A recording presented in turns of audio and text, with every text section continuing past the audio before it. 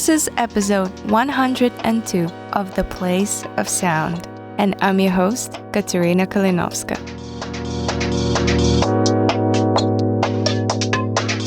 For those of you who are listening to us for the first time, The Place of Sound is a show that explores the themes of space and place using sound and listening. This is done through a variety of audio media production formats, so you can expect to do a few different types of listening in a single show. Episodes consist of what we refer to as audio portraits or oral history-style interviews that explore topic of home, soundscape compositions which use everyday sounds to communicate the personal and social significance of a given place, and we typically end the episode with a short documentary-style piece that explores the place-based identity of the producer. The aim with these projects is to allow the producer to think about the places that made them who they are today. These are the types of projects you can expect to hear on The Place of Sound, and all of them are produced by students here at Carleton University. They're what gets produced in COMS 4501 Digital Media Production, which is a fourth-year workshop course in the Communication and Media Studies program.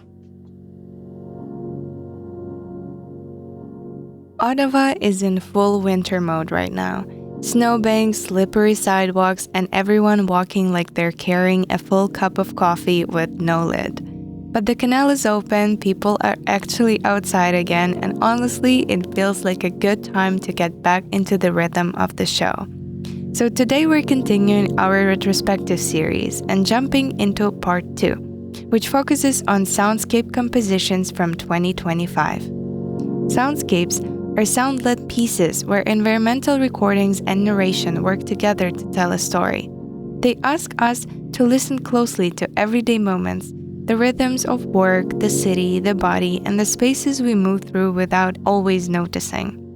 In this episode, you'll hear soundscapes by Afshan Shaikh, Aidan Stringer, Kevin Boudriau, and Calla Barei-Fabris. Each piece takes a different approach, but all of them use sound to explore personal experiences in a way that really pulls you in. We'll start with Twice Too Many by Afshan Shaikh, a piece about customer service work, repetition, and the sounds that don't always stay at work when your shift ends. Over to you, Afshan. Hi, I'm Afshan, and the soundscape composition you're about to hear revolves around the dread with which I lived this past summer because I found myself working at Tim Hortons despite having quit last year. It captures my fears of being compelled to leave the place which has felt most like home. I fear the noise of customer service jobs. I fear losing the one who makes it stop.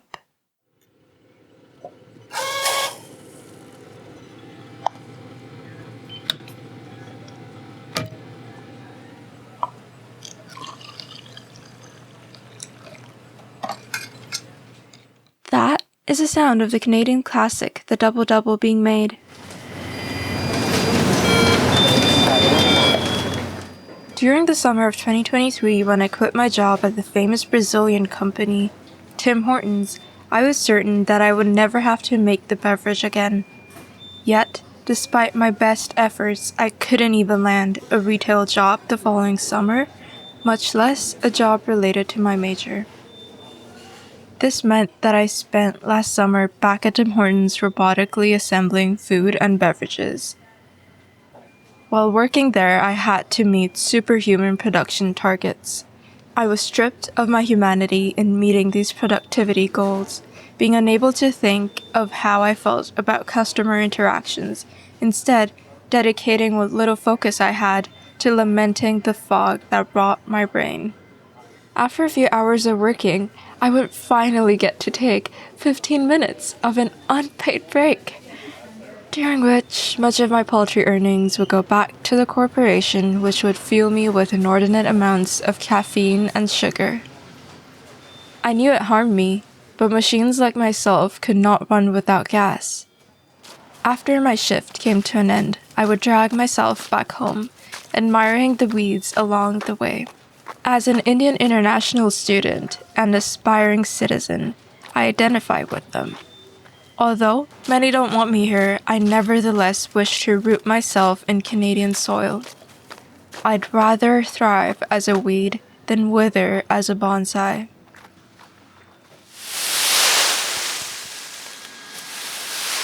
Waves and construction dominate Oman's sonic scene.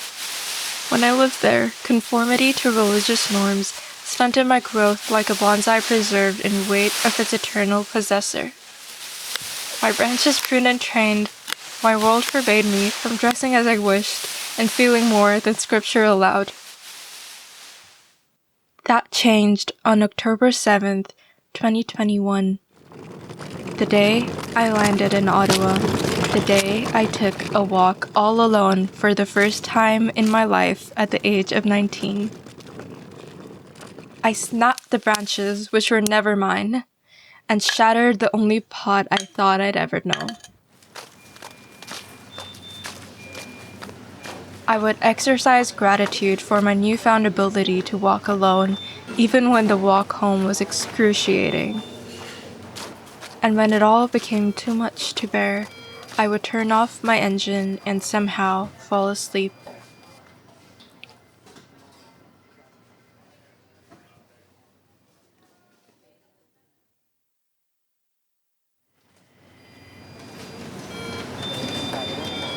"20 minutes and you can't even make my coffee right? 3 cream, 2 milk, 1 sugar. 3 cream, 2 milk, 1 sugar. 3 cream, 2 milk, 1 sugar." My alarm would wake me for another day of Tim's, the sounds of which would haunt my slumber and waking hours alike. I would hear them incessantly, except for when. Shaikh, annyeong. How are you, my love? Listening to this piece, I kept thinking about how familiar this experience is for so many students right now. Customer service work is often treated as temporary or easy, but living inside it day after day can be exhausting. The repetition, the lack of control, the feeling of being stuck, especially when the job market is as difficult as it is right now, can really wear you down. I've worked a job like this before too, making coffee, moving through the same routine every shift, knowing it wasn't where I wanted to be, but not seeing many other options. What I really appreciated about this piece is how it ends. The moment that makes it bearable isn't escape or solution, it's a voice. Someone close, a reminder of connection, and that feels true. Sometimes it's the people who love you, the ones who know you outside of work, that keep you tethered to yourself when everything else starts to feel mechanical. Up next is I Used to Wish by Aidan Stringer, a soundscape which shifts focus to the body, injury, and learning how to move through the world differently when things don't work the way they used to. The mic is yours, Aidan. I recorded the soundscape composition in relation to my concussions and how my multiple concussions have affected my life and the mindset I used to have about my concussions and how I used to be very negative towards it and kind of focus on the bad things and the bad aspects that come out of it. But now how my mindset has sort of shifted and how I'm just focusing on what I'm grateful on and how blessed I am to live the life I live and how the simple things are so important, like certain sounds that were in the soundscape.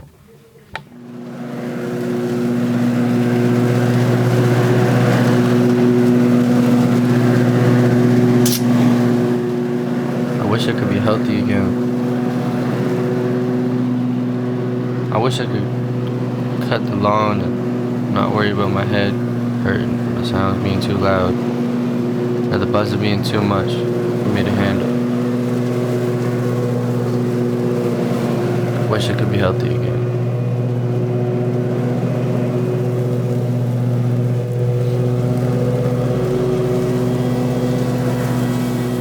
I wish I could work construction or detail cars without thinking, what is that sound and why am I so dizzy? I wish I could be bending over and not always feeling lightheaded. I wish I could be healthy again.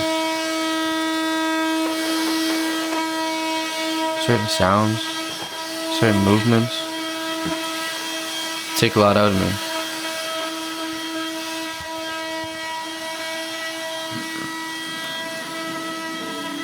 I wish I could be healthy again. I wish I could stare at a screen for a long time.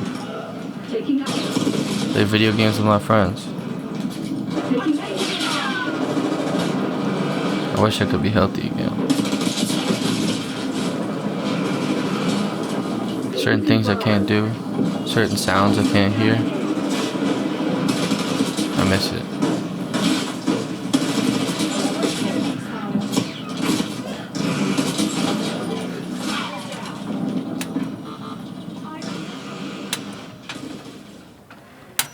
I wish I could lift weights.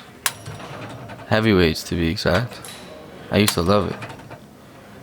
It used to be a huge part of my life. I wish I could be healthy again. I wish I could run on a treadmill, fast and hard. And I wish I could really push myself without feeling like I'm gonna pass out or fall over. Man, I wish I could be healthy again.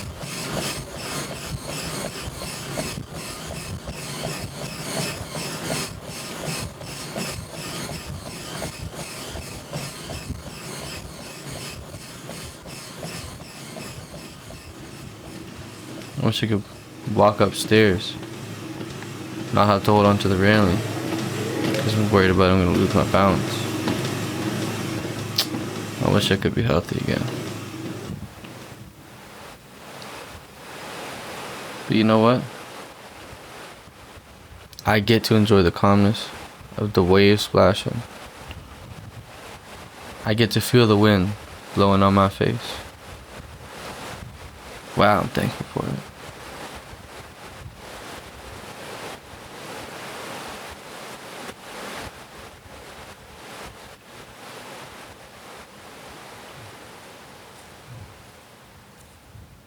I get to wake up every day. I get to walk with my 2 feet. I get to see the seasons change and the leaves falling and hear the sounds of them crunching under my feet. Wow, I'm thankful for this. I get to go for a nighttime walk. I get to take a calm and clean shower with running water. I get to clean myself. I get to have a roof over my head. Wow, I'm so thankful for this.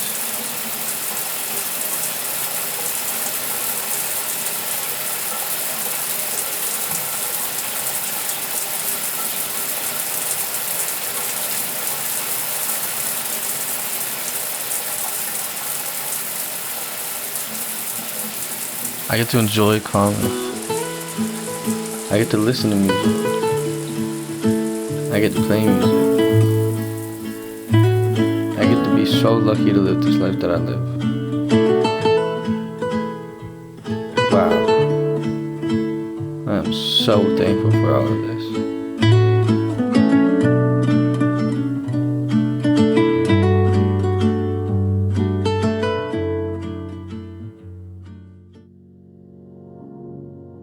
This soundscape stayed with me because it reflects an experience I understand very personally. After an injury, it can be hard to find strength or gratitude when your body doesn't work the way it used to. I tore my ACL a few years ago and I spent a long time recovering. And that period completely changed how I think about my body and how fragile it can be. Things like walking, balance, and moving without fear stopped feeling automatic. What this piece reminds me is how often we only notice what matters after we lose it, even temporarily. Getting those abilities back gives you a new perspective and a deeper appreciation of the small, everyday things we usually take for granted. Up next is The Spaces Between Us, a soundscape by Calla Barei-Fabris, which moves into a quieter, more intimate space, exploring solitude, routine, and the subtle connections between people sharing the same building. Take it away, Calla. Moving into your first apartment is a rite of passage, learning to live alone yet always surrounded. Through thin walls, you hear the lives of strangers, Music, footsteps, the hum of a laundry machine. You may never see your neighbors, but you know their rhythms. The spaces between us is a soundscape about solitude, routine, and the quiet connections of apartment living.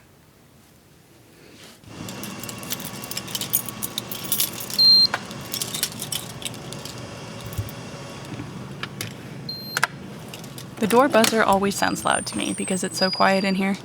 My hands are full, laptop in one hand and groceries I picked up on my way home from campus in the other. I try my best to slowly close the door behind me since it tends to shut loudly, and everything sounds extra loud in here, with movement echoing in the narrow halls and up the staircases. I smell tobacco immediately. I don't know his name, but a burly man living on the main floor is always stepping outside to smoke from his pipe, never not wearing his signature leather jacket.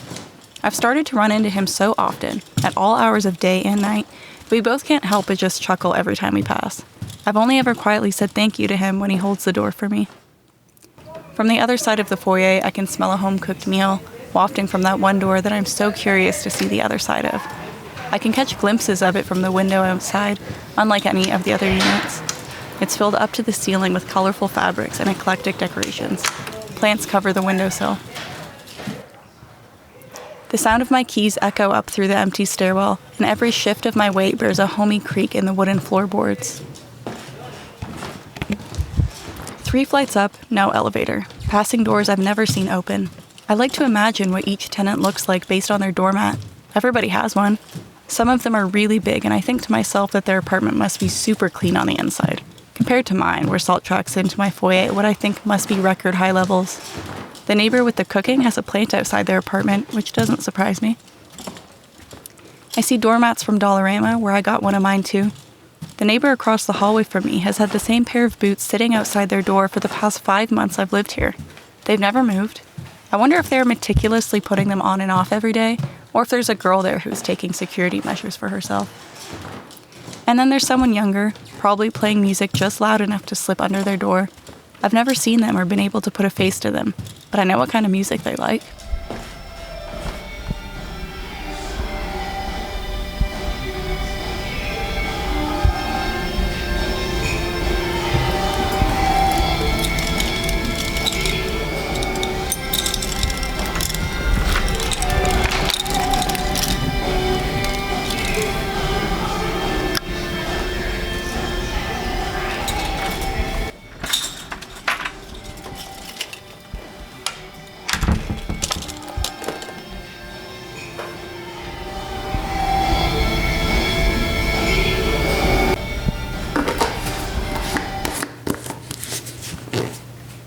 The laundry machine is usually empty when I go late at night. With only one set of machines between 14 units, I cross my fingers every time I gather my clothes and begin trekking down 4 flights of stairs, past the main floor and down to the basement. I like the basement, it's quiet. And I like that I've never actually run into anyone down there.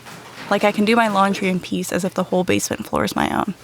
There is one apartment down here, but if it weren't for the shoes on the doormat, I would assume that nobody lives there, it's so quiet. I pay the $2 to do my laundry. I've built quite an excessive routine for it, with organic detergents and softeners and rinses and dryer sheets. I'm not even sure if any of it makes a difference, but I like the ritual of it.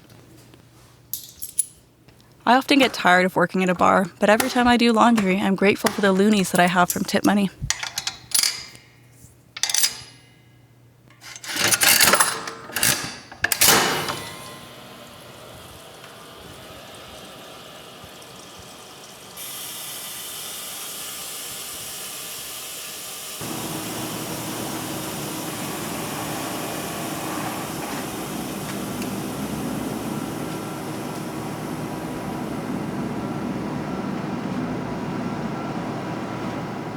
I lie in bed, finally feeling peace in my solitude now that I can relax.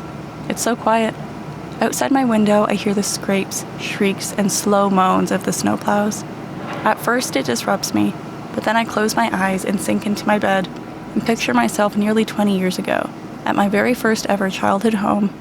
The days before going to school and work, when I got to stay home with Mom, and every single day in winter we would watch the snowplows at work on the street right outside. Back then, the sounds of them were exciting. Getting to watch them was an activity in itself. And then when that was done, I would put on my snow pants and go play in the mountain of snow that they left behind. So I keep my eyes shut and I think of that as I hear them, and I let them lull me to sleep.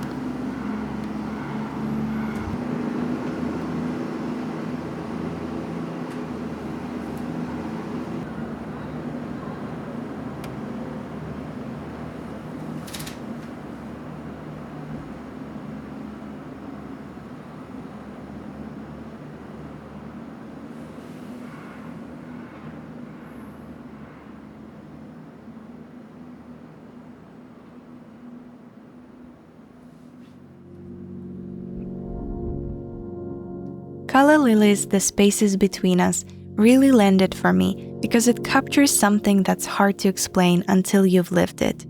Apartment life has this strange tension where you're surrounded by people, but you're still mostly alone. You share walls, stairwells, routines, even the same daily soundtrack, but you don't necessarily share life. And you end up building these tiny mental stories about the people around you, not in a dramatic way, just in that natural human way of trying to make sense of who's nearby, who's passing through, and who's there forever. What I love about this piece is how it frames that in-between space. The closeness without the connection, the familiarity without the relationship. It's almost like a reminder that community doesn't always look like friendship. Sometimes it's just coexisting quietly through habit and proximity and still feeling something from it. Next up, we're heading outside with Missed Opportunities by Kevin Boudriau, which shifts us into the city and into motion, capturing street photography as a kind of attention practice and showing how much the sound of Ottawa shapes what you notice. Over to you, Kevin. Hello, my name is Kevin Boudriau, and in my soundscape composition, I've decided to document a moment in time doing street photography in the city of Ottawa, showcasing the challenges you will face and how photography is not only about what you see, but also what you hear. I hope you enjoy. November 2nd, 2024. It's so cold outside. If the weather drops any more, it might be the last day that I venture outside to do street photography.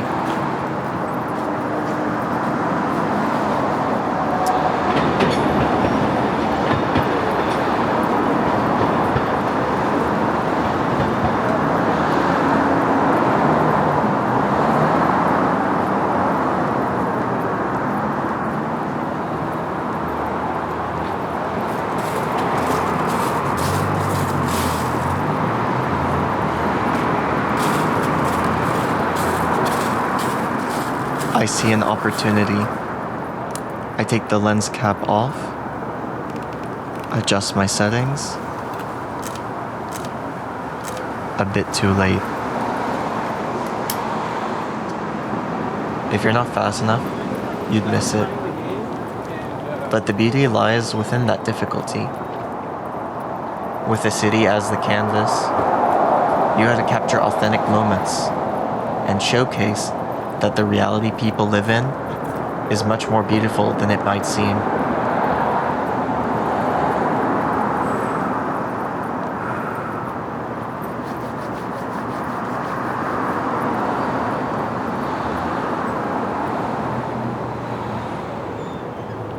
Oh, birds.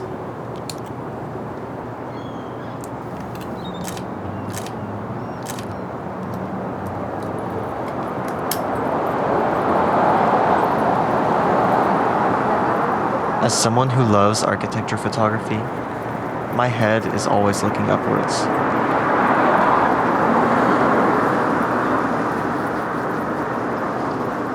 As my eyes lose my sense of place, my ears remind me of everything that's around me.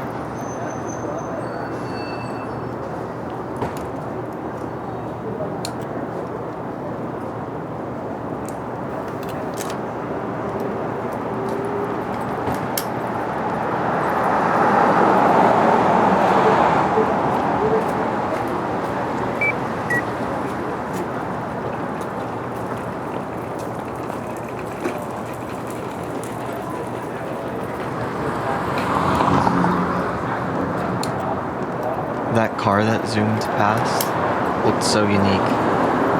But once again, I wasn't quick enough.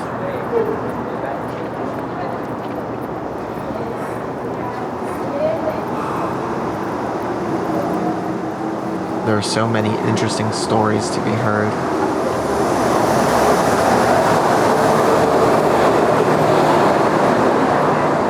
But with one camera, it's impossible to capture them all.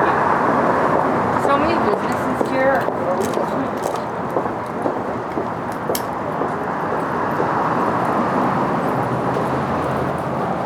With a construction site ahead, I removed my lens cap in anticipation.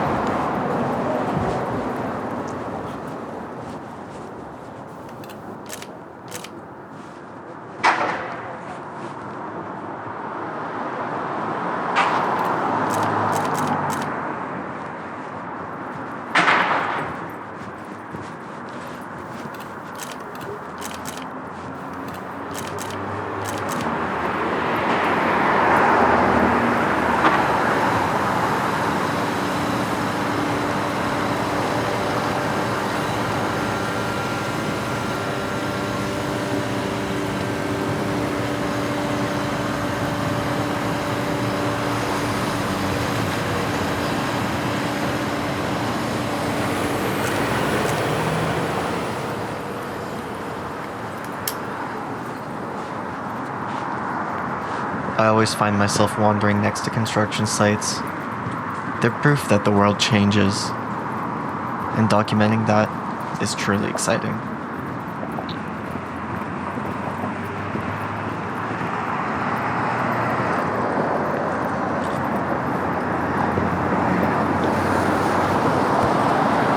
I see something in the distance. Today was full of missed opportunities, and I can't let this one out of my grasp.